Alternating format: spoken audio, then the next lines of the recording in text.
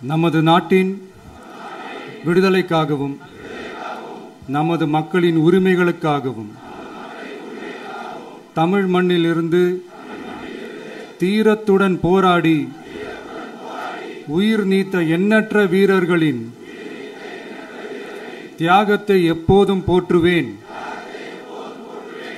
நமது அன்னை தமிழ் மொழியை காக்க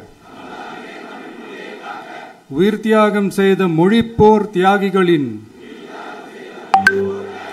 இலக்கை நிறைவேற்றும் வகையில் தொடர்ந்து பாடுபடுவேன். இந்திய அரசியலமைப்பு சட்டத்தின் மீதும் இறையாண்மை மீதும் நம்பிக்கை வைத்து அனைவருடன் ஒற்றுமை, சகோதரத்துவம், மத நல்லிணக்கம், சமத்துவம் ஆகியவற்றை பேணி காக்கின்ற பொறுப்புள்ள தனி மனிதராக செயல்படுவேன். மக்களாட்சி, மதச்சார்பின்மை, சமூக நீதி பாதையில் பயணித்து என்றேன். சாதி, மதம், பாலினம்,